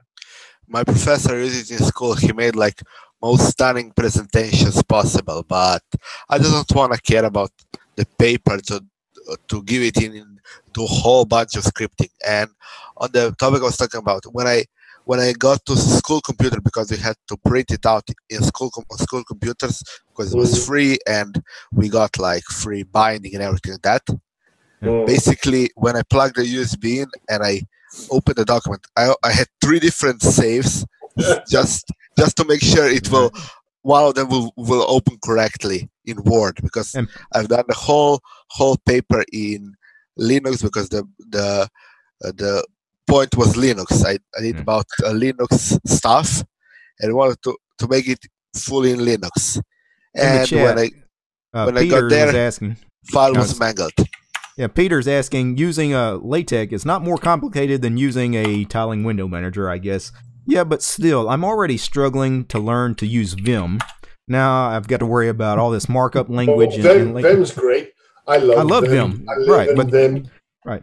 It's like you got so many things you're learning. Don't throw too much at me at one time, Peter. I mean, I just don't care about using markup to make a freaking document for school. It's enough that I'm doing programming code for school. I wouldn't want to write like a dissertation, and right. Just give me LibreOffice, But most of the time files become really mangled if you get them from LibreOffice to Windows Office, Microsoft Office. But okay, maybe this year it's a bit better. It was like 6 months ago, 7 months ago. Maybe right now it's a bit better. So can I ask have any of you tried alternatives to LibreOffice, and what have you thought about them? I don't use Office software that much because it's not part of my job, my work. So most of it is just me playing here on my main computer. I have tried. Okay. What's the Chinese one? Oh yeah, the one that looks WPS. WPS, which looks like Microsoft It Office. Looks like a clone of Microsoft Office, and just the interface is great. Everything seems to work when I create a document and a presentation document.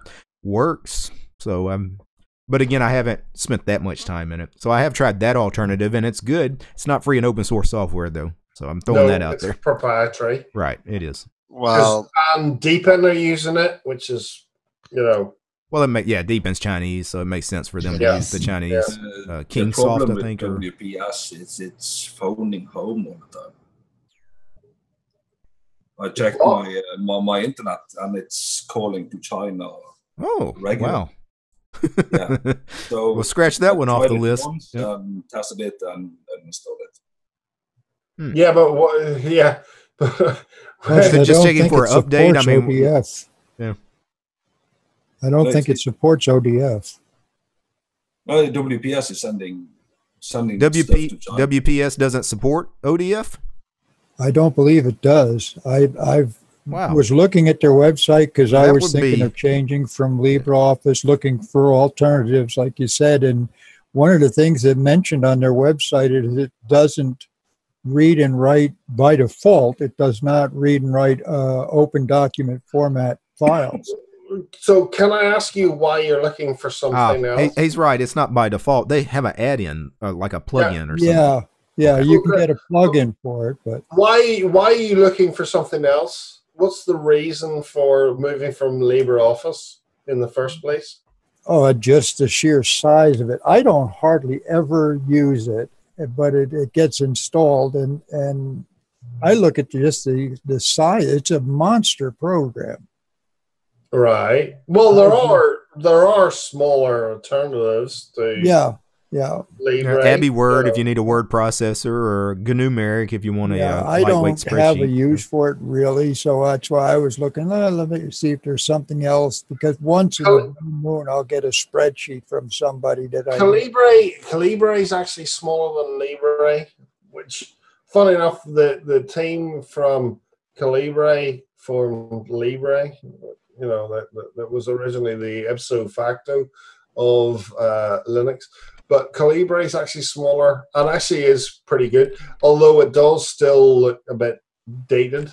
But there is, as Derek said, there's the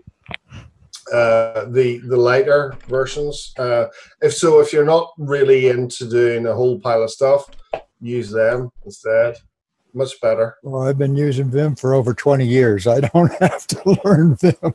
Oh, Vim for plain great. text, Vim, if you're using Vim, then brilliant. Yeah. But Vim doesn't do any formatting. I mean, if you needed formatted text, you have to go to something else. I just use it for coding and text and stuff. But coding for so long, I hate Vim. Vim, no, it's only because you don't understand. It's really, really technical. We're gonna go over it once, so I started hating it. Now if I go terminal, I use Nano. Otherwise, I go with some like graphical, something like some graphical. Vim is absolutely incredible. It is so good. It is the ipso facto of people who code and do coding. Vim is absolutely brilliant. Period. It is Vim is by far the most powerful plain text editor you'll ever see, but the problem is it's also got the biggest learning curve of any text editor. Took me. No, I think Emacs has that title. Emacs is a monster to learn. Vim is actually, if you realize that it's mnemonics, that the keys mean something, it's actually pretty easy to pick up. Yeah, I agree. Right. You type DW for delete word and it just deletes a word. That's great. I mean, you're right. It does make sense. The key combinations, when you think about it. You pick up most of the basic ones and they'll... And you go forward from there. But they're the ones you're going to use the most. Yeah, I mean, if you wanted to get real creative, you could just do a bunch of macros, and I mean, you could do a lot with Vim. I mean, you could really tailor it to exactly how you want to use it. Getting back to tiling window manager, same thing with Vim. You can really make that thing however you want to do it. I mostly use IDEs because I mostly use text editors for coding, and I like having a compiler and debugger all in. And mostly that can be achieved the best way by IDEs. I use Komodo Edit for my Python development, and that has it integrated, and you can customize it the way you like, and it works really well. Now I'm not much of a programmer. It's not my trade or anything, but wouldn't Vim have, plugins for things like Python development or Ruby development or whatever language, for those that use it? I don't care about plugins. I download the specialized Derek, you can plug one, and that's it. You can stick whatever you want into it near enough. Mm-hmm. And it is absolutely, Vim is incredibly powerful. It's taken me, oh God, I have a friend who's a programmer, and it's taken me about 1.5 years to actually understand how powerful it is. It's really incredible editor. It's absolutely brilliant. I love it. I use it all the time now, and it's fab. Matter of fact, just talking about plugins, years ago when I was trying to live in Xmonad for the first time, I remember I added a plugin for Haskell, not for Haskell itself, but for their search engine, Hoogle with a H, which searches like all the libraries and stuff for Haskell. Because I'm trying to configure that thing, I was constantly having to go to Hoogle anyway. Vim has a plugin. You can do that right from Vim. Just do a quick search on Hoogle, and it returns what I need. So that's just something that I remembered. Normally program in Java and C#, so I normally use IDEA and what's the Visual Studio Code, and that's it on Linux. That works for me. I can do whatever I need, and that's it. I like using when I'm doing stuff. I plan. Well, I kind of use Qt, which is C++. So that's kind of my thing. And I've friends who do this. I mean, I'm a biochemist by trade, so I'm learning this stuff, which is great. I work in retail. I'm not a programmer. So, I just play one on YouTube, right?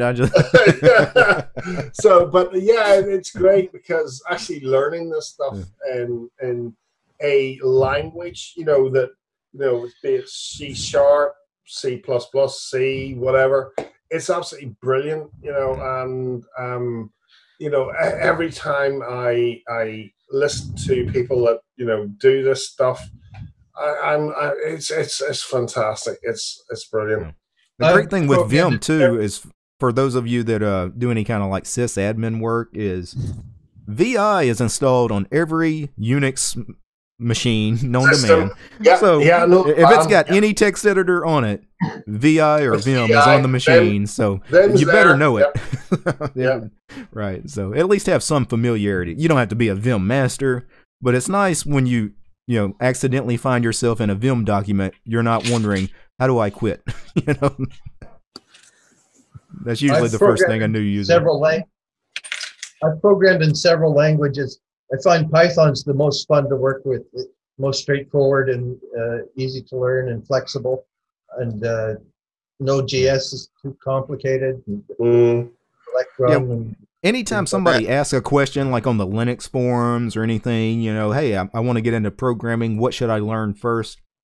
Almost always the first thing, Python. That's what they tell you. Learn some Python. Period. Yeah. It's because you're going to get more done, because you're going to be writing Python scripts, especially early on, that actually do stuff and make sense. That, Derek. It has this huge future to you, and it teaches you so much more than other stuff. And you from Python you can learn other stuff as well. Right. You can learn from any programming language, other languages. Basically, you just need to learn the logic. Python is nice to learn.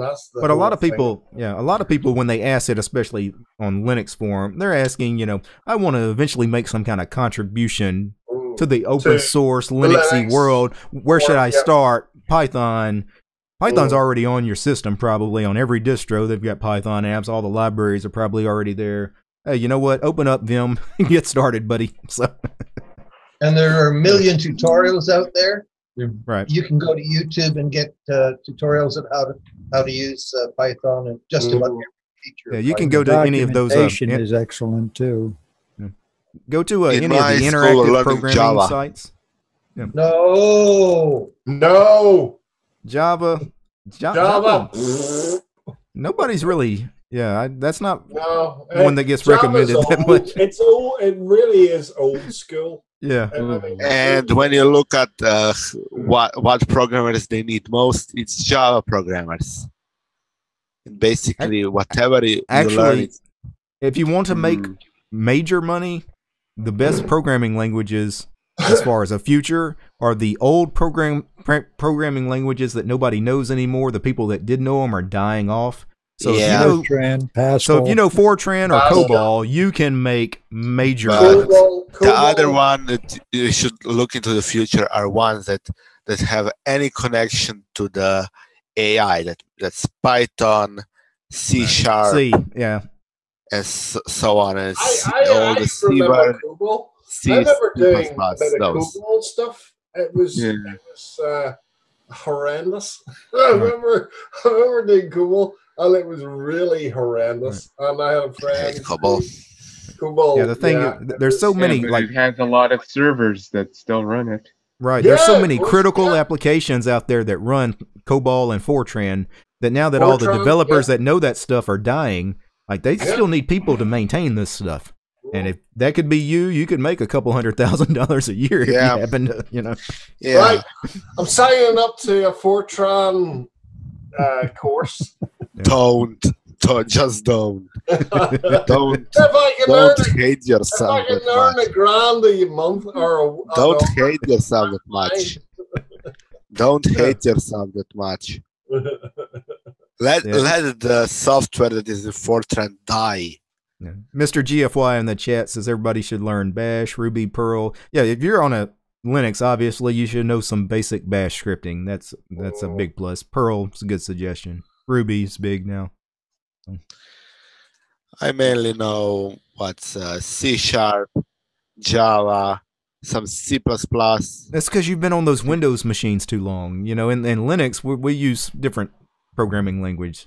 We're not just because of that. It's because what I've been learning in school. C++. Mainly in school, we've been learning C++. Then on my own, I've been learning C#. And now in school, we're learning Java. And that's. I mean, when you come to a Linux forum and you mention C# and Java and you just hear crickets, that's when you know you messed up there, Big Pod. Like everybody's like shaking their head. So, Big Pod, which do you like better, Java or C#? C#. I really love C#. Why do you like C# rather than Java? Okay. Because Java is actually easier. I had really bad experience with Java the first time I tried to learn it. Okay. And at that time, I was like completely almost ready to just drop programming. And then I tried for a joke, I tried C# and it was way easier to me. And from that day, I stayed with C#. Well, why is Java's easier compared? No, I find Java harder, at least to me, it's harder. Okay. And now that I have like similar amount of knowledge, still more like to program in C#. And even when I'm doing a school project, I first made the project in C#. Now I'm translating it to Java, just because I think in C# nowadays. Okay. So I basically learned so much. Because I love Qt, I do C++, and it's great. And C++ is great because it is quite a good language. I think I don't know what way GTK is going. It is getting so long in the tooth at the minute, and everything seems. For the Ubuntu and Debian distros that use GTK, I honestly don't know what's going to happen over the next few years because GTK is, well, as far as I'm concerned, is crumbling. Qt is really picking up the pace. And as far, KDE as a, Plasma as a base operating system or a GUI is doing stuff that, that is so fast. I mean, its memory usage is so low now. I mean, running Plasma 5 is about the same as running XFCE, near enough, more or less. Yeah. So they've really trimmed the excess fat off, what used to be Plasma 4. But how much of that is due to programming? How much of that is due to the services running? That is basically is on the programming, and that's all down to the coders running in the language. What is really good, because all the if you look at Plasma, it has GTK3. Let me mention something here though, Let me because check what language GTK uses. Right. Because I was mentioning it depends on more about what. Yeah, it depends more about what's running in the background on your system than what that window manager or desktop environment was programmed in for the most part. Like I mentioned, Qtile, I'm running that. It's written in Python, right? Python is not a fast language. No one's going to write. No. But you know what? It's so stripped down because there's nothing going on. It's lightning fast on this machine. Uses hardly any CPU and memory. But if I started adding a bunch of extra stuff to Qtile, if I was adding all these services and daemons running in the background doing weird things, pretty soon I'd be just as bloated as GNOME. So there's that to consider. It's not just the programming language itself that it was written in. My problem is with GNOME is that it's got fatter and fatter as it's gone on. If you look at GNOME right now, like from a year ago, the base running system is running almost at 2 gigs. Your RAM is, eating up all the time. No, it's not that it's not fast. And who cares at the end of the day, because we got these huge, computers that have, 16 gigabytes, 32 gigabytes. We don't give them monkeys. Mm-hmm. But at the end of the day, isn't it funny that, Plasma, in the old days, which was sort of the fat bloat, or the fat bloke, all of a sudden is now you said running, it right. Right. Is now running as the slim person, and every bit as slim as XFCE. Yet XFCE, because it's going to go to GTK3, like Mate did. Mate, when it was running GTK2,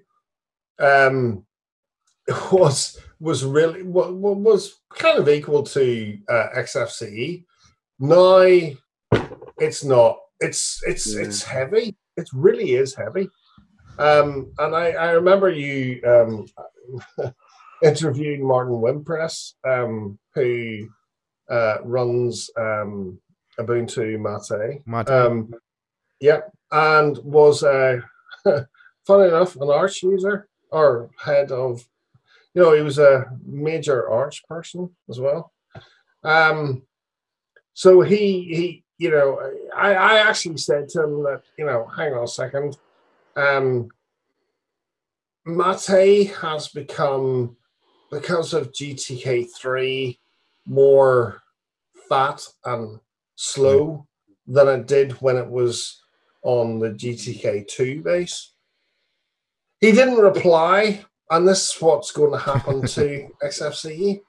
Yeah. However, Qt with LXQT is becoming really quick.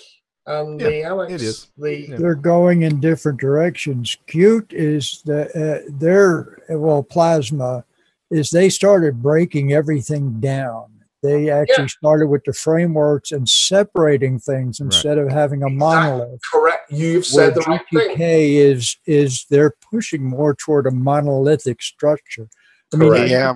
GNOME, everything, the shell runs everything. One process, the shell runs so much of the interface, and that's why it's so huge. I think he summed it up. Plasma is breaking everything down. GNOME is just breaking things. So Plasma's a bit like deep, you know, it's different compartments, but all working together, and each compartment can do certain things, but not all of them are running all of the time. Yep. Yeah. Something like that. Are we talking about the Unix philosophy? Do one thing well. No, well, not with Qt, because it's got many components, and each component is doing different things. However, with Qt, what you have is, unlike GTK, as our esteemed person said before, it's not all at once. Qt does different things, and it just sort of organizes them in different ways. A good example of it is just look at the terminal. Yeah, exactly. Console is it's a separate part. There's a console. It's one of the frameworks that runs all the terminals, and that framework can get shared by Kate. If you have the terminal in Kate, it gets shared by console. It gets shared by Yakayuk. It gets shared. So instead of having each program have its own version of a terminal, there's one universal back end that feeds all the front ends. What is nice about Qt now, before, back in the day, is that you used to have everything. Now you don't. You can pick and choose bits of Qt that you want, and it still works. It works like a bits and pieces thing, and you can pick and choose, and that's really great. It's like a buffet. You just take what you want, exactly. leave the rest. That's it. Right. Yeah, and you mentioned Martin Wimpress was an Arch guy. That's not unusual with these Linux distro devs. When you go to forums and you see these guys that hang out on these forums and help you with support, many of them have been Linux users for years. They're just like us. They hop all the time, right? Just because they've been a member of Ubuntu for 15 years and, they hang out on the IRC channel and help you with all your Ubuntu problems. Don't be surprised that guy hadn't been running Gentoo the last 3 years, or Arch or Fedora or something. They're not all running the distro that they're helping you on. So. Yeah, I think, the reason that I believe he started it is because he wanted a distribution that he could just give his family members and says, here's a distribution, and he doesn't have to be 24-hour tech support like if he were going to install That's exactly what happened, funny enough. Yeah, he did that. Yeah. But he couldn't give his wife and kids Arch? Mate for his family and his children. Yeah, just give everybody Arch; they'll love it. I love Arch. Arch is brilliant. He was a TU with Arch, but he didn't want to put his mom on Arch. He picked Ubuntu as a base for the Mate, and then Poppy got to him, and one thing led to another. Martin and I had a fallout because I asked him a question, and I said, Martin, I need to know something. Would it be possible if you created a Ubuntu Mate Arch version? And he said, well, it's not out of the question at the time. I think it was at the time. So this is back in 2014.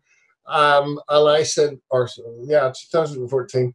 So I said, you haven't replied to me. It was 6 months, I think, after the reply. And that's all you said. And he said, no, we're sticking with Ubuntu. And I said, well, you're sticking with a slow horse.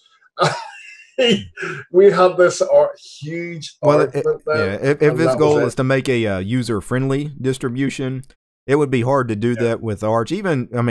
Arch doesn't have a graphical installer, right? All of a sudden you as for people who like me who use Arch. Right. Okay.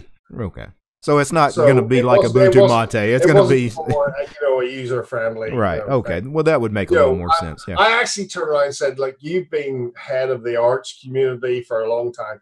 You know this shit. So please, could you make an Arch Mate version? And he went, nah. Eventually, he just went, nah. And we fell out. And I turned around and said, you pig-headed shit or something horrible. And we fell out. And he quit talking to you. Yeah, I bet. No, he doesn't talk to me anymore. So, yeah. All right, guys. Well, we have been at this for a couple of hours. So I do need to go cook my dinner. I'm not sure what I'm going to eat tonight. I may have to order a pizza or something. It's 25 to 2 in the morning. Yeah, well, people do eat meals at that time.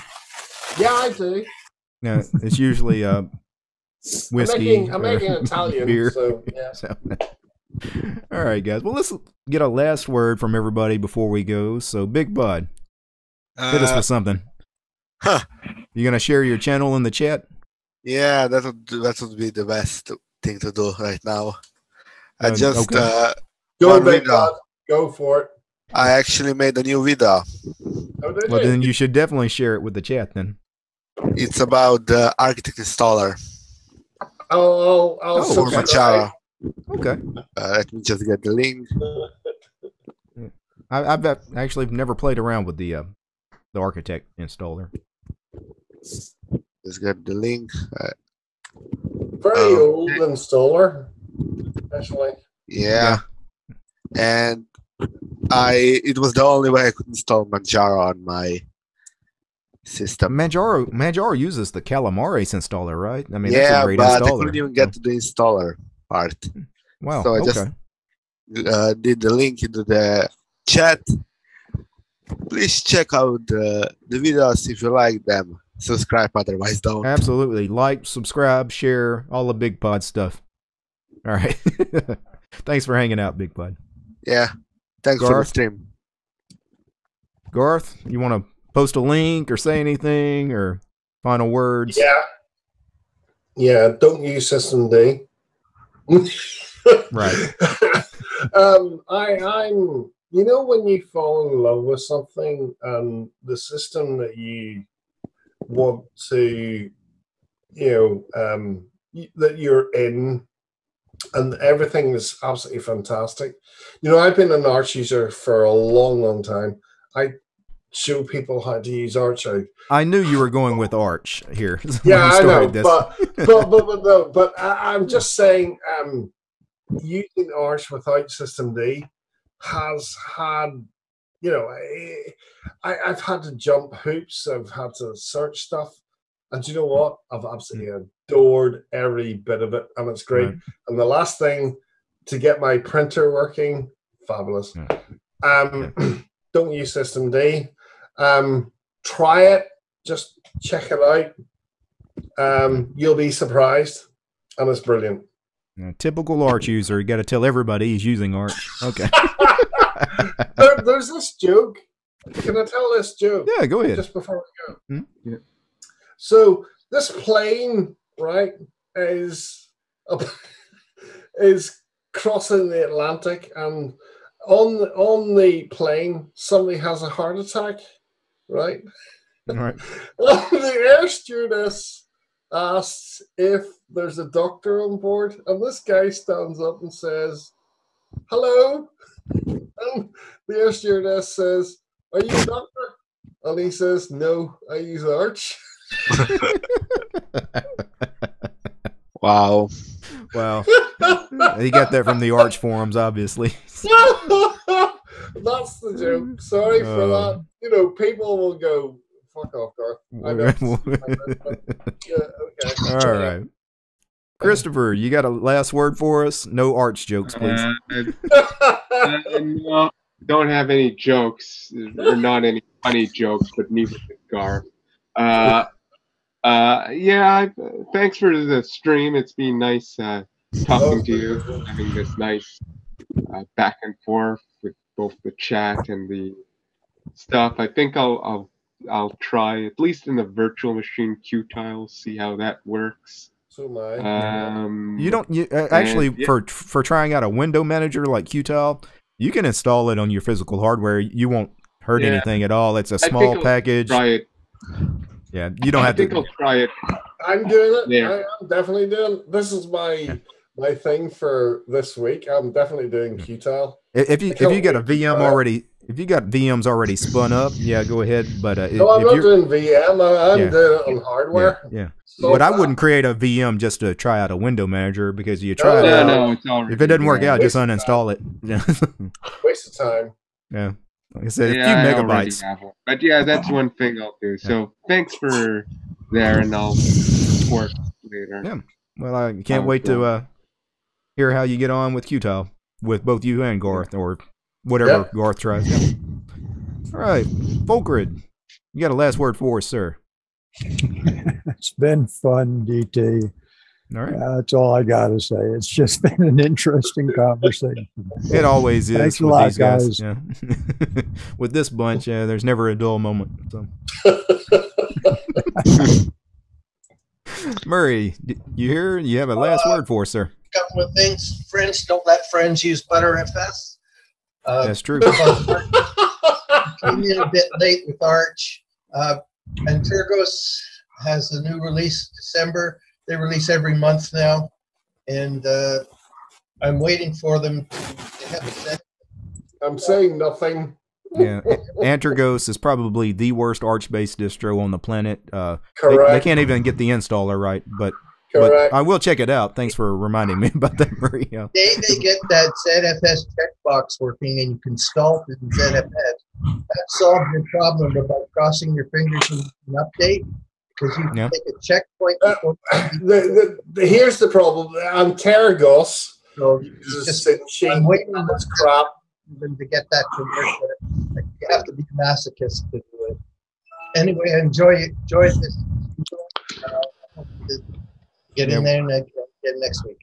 No, we're having some audio issues there, but we heard most of what you had to say there, Murray. You kind of cut out there at the end, but thanks for hanging out and joining the stream tonight. So, of course, before I go, I do need to get a quick shout out. Handsome, Carlos, Chris, David, Leor, Rob, Tony, these guys, the producers of the show. These guys are awesome. Also brought to you by all those fine ladies and gentlemen, all those names on the screen. And, of course, thank everybody here hanging out, both on camera and those of you hanging out in the YouTube chat. You guys rock. All right. Peace, guys. Cheers. See ya. Bye. Have a good one, guys.